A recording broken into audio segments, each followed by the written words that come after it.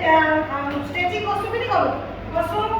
free hand exercises हमें किछ करूछु हम बॉडी के टिके कंफर्टेबल कराबा लागि तो से सब किछटा अछि सेटा आपन माने पी टीचर हिसाब रे किबा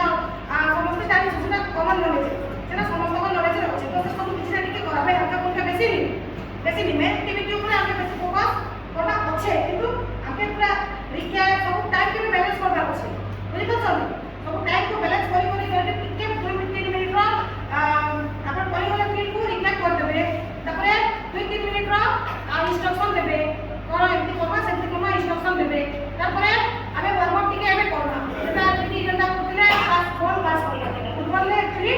और 50 घंटा रे छुआ अच्छा 3-4 टा ग्रुप कर के बढ़िया फुटबॉल आस एक नंबर ग्रुप रे आस के टिके भल मजी के आस 2 नंबर ग्रुप रे आस के टिके खूब हुई बच्चा फुटबॉल पूरा किक मारबा लेडीज नंबर में हमें किक मारी नहीं पाबो 3 नंबर ग्रुप रे आस तीनटा ग्रुपिंग कर दो बुझि पाले